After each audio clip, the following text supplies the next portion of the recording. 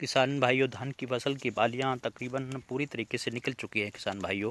तो अब बालियां धान के निकलने के बाद किन किन चीज़ों का ख्याल रखना चाहिए, किन किन कौन कौन सी दवाइयां फर्टिलाइज़र स्प्रे डालनी है किसान भाइयों, इसके लिए अब आपको पूरी तरीके से ध्यान रखना होगा। जब तक हम धान की हार्वेस्टिंग ना कर लें तब तक हमारे धान में बिल्कुल भी कोताही नहीं बरतनी है किसान भाइयों।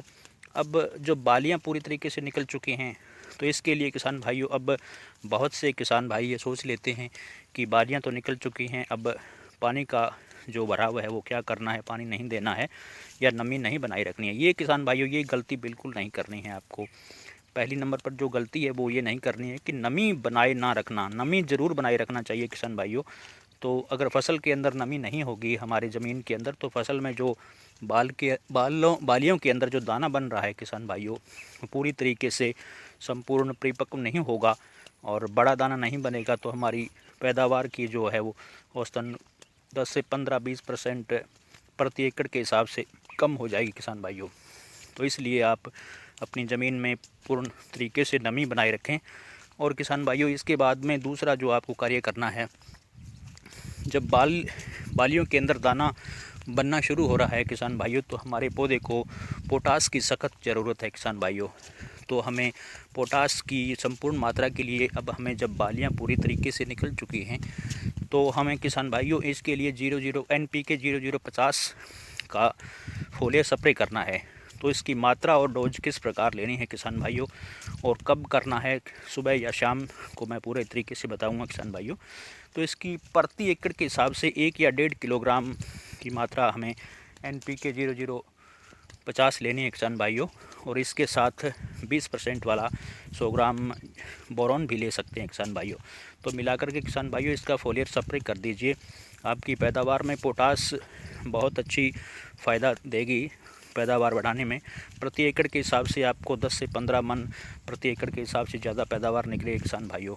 अगर पोटास की कमी होगी तो किसान भाइयों फसल के अंदर जो दाना बनेगा बालियों के अंदर वो पूर्ण तरीके से कंप्लीट बड़ा नहीं होगा। तो इसलिए पोटास की मात्रा पूर्णतः सही तरीके से बनाए रखें ताकि हमारी फसल की पैदावार अच्छी हो। तो किसान भाइयों इसके अलावा इसमें कुछ जब बालियाँ निकल चुकी होती हैं तो इसके अलावा इसमें जो कीटों का अटैक भी हमारे बालियों पर दानों पर शुरू हो जाता है।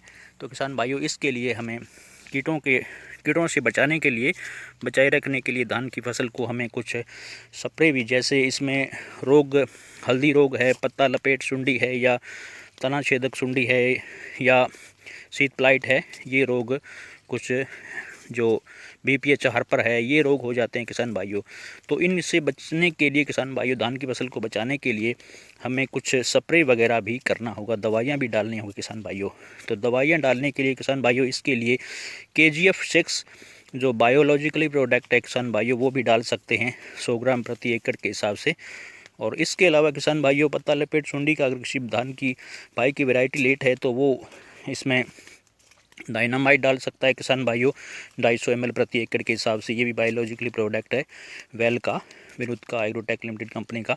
इसके अलावा किसान भाइयों जो हमें फंगीसाइड डालना है, फंगीसाइड बहुत ज़रूरी है किसान भाइयों। इसके लिए जो फंगीसाइड डालना है बायोलॉजिकल प्रोडक्ट आप डालेंगे तो अच्छा रिजल्ट मिलेगा किसान भाइयों।